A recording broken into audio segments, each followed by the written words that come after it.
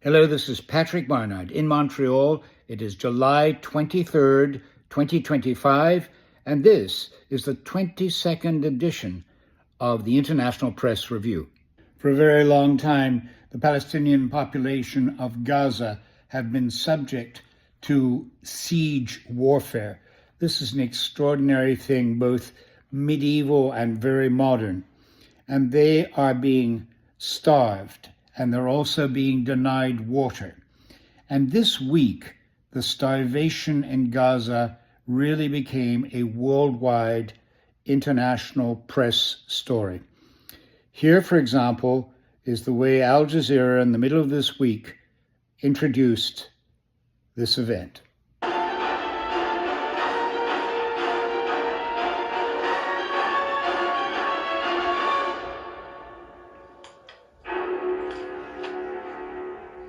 Israel's forced mass starvation is spreading among people across Gaza. More than 100 humanitarian agencies are warning of new and astonishing levels of desperation.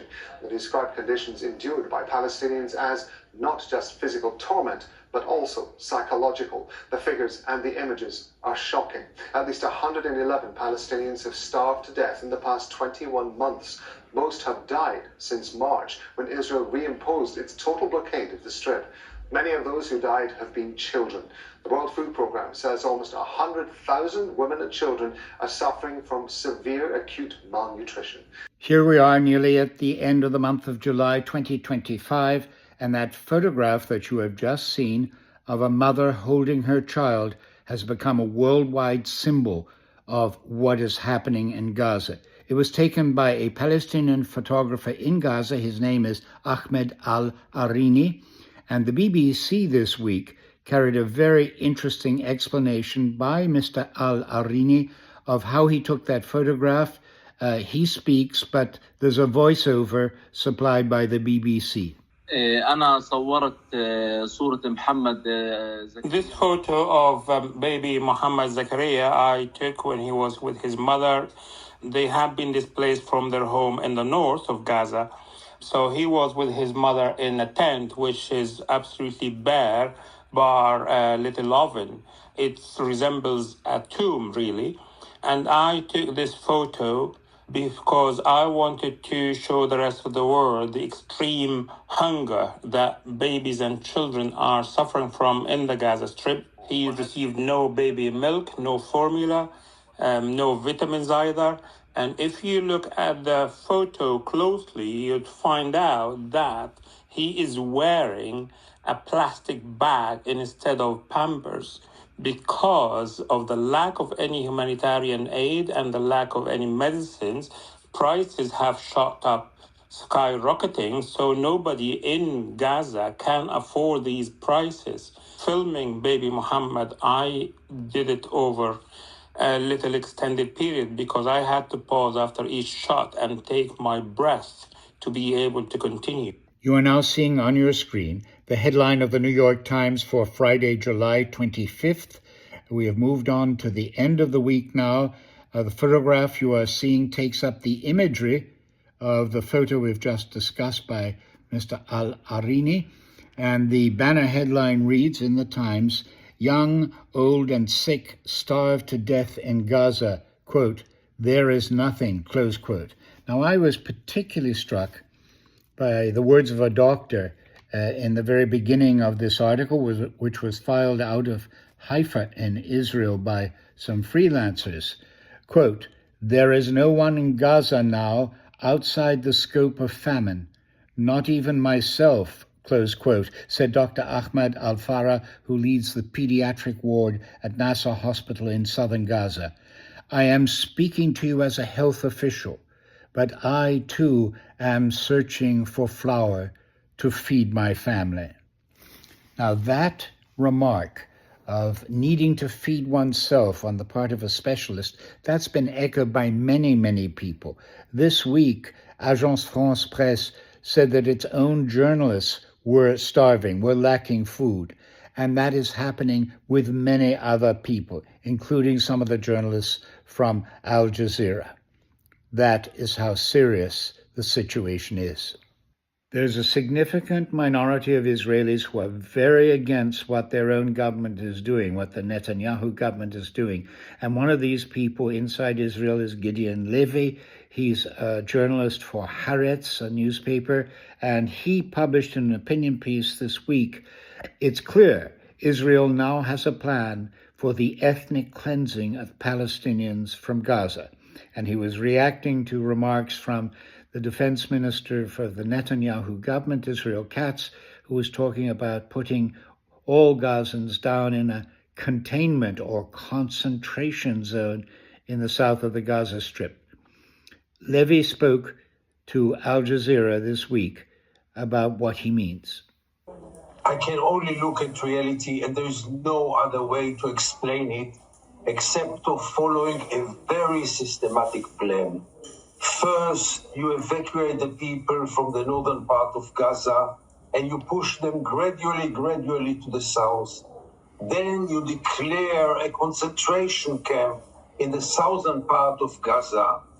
Then comes the very systematic destruction. It's not bombing here a building and there a building.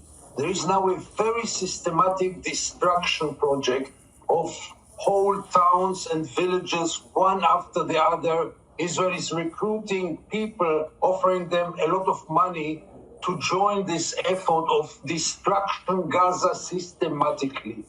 So after you look at this reality, you understand one thing. A, Israel wants all Gaza to be on the southern part of Gaza.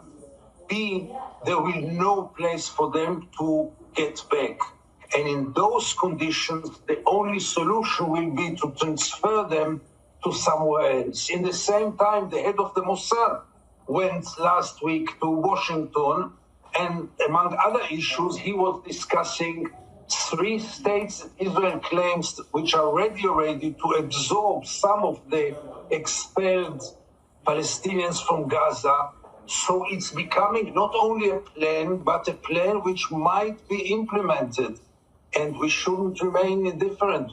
Gideon Levy is absolutely right about the terrible failure of being indifferent to what's going on in Gaza. Now, the major Western powers have, in a certain way, been very indifferent.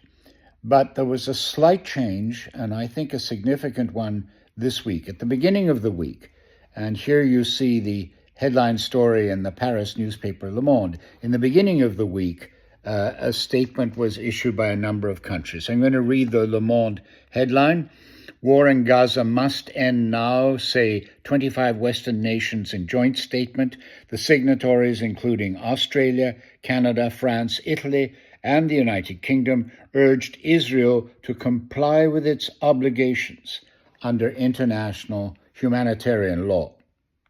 The Le Monde article drew attention to this declaration, and I'm going to read a part of the article. The signatories, which also included Japan, several EU countries, Switzerland, and New Zealand, added that they were, quote, prepared to take further action to support an immediate ceasefire, unquote. The wide-ranging statement branded the controversial Israeli-supported relief effort in Gaza as, quote, dangerous, and said it deprives Gazans of human dignity, close quote. And then there's a quote. We condemn the drip-feeding of aid and the inhumane killing of civilians, including children, seeking to meet their most basic needs of food and water. The Israeli government's denial of essential humanitarian assistance to the civilian population is unacceptable, close quote. Now, that language is very strong for these Western powers and does mark a break with the past. Then at the end of this week, there was a further tripart declaration. Germany, UK, France say Gaza humanitarian crisis must end. The leaders of the UK, France, and Germany have jointly urged Israel to allow full humanitarian access to Gaza, urging an immediate ceasefire. Earlier, Paris said it plans to recognize Palestinian statehood. Words alone will not stop the starvation in Gaza. But if there's one thing clear from this week, It is that Israel's own actions have caused a taint, a permanent taint, on the idea of Israel throughout the whole world. At the same time, in this void, standing in the void, is the pathetic and weak moral leadership of the United States.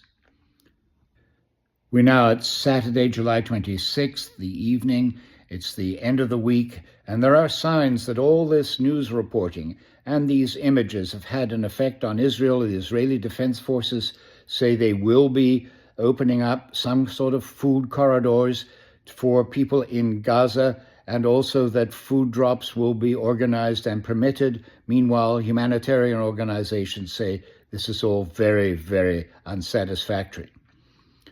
People around the world are asking themselves how and why. And I keep on thinking about some short remarks made by Gideon Levy, the man quoted earlier in this press report. And I want to end this international press review with some remarks by Gideon Levy that have been cited by many people.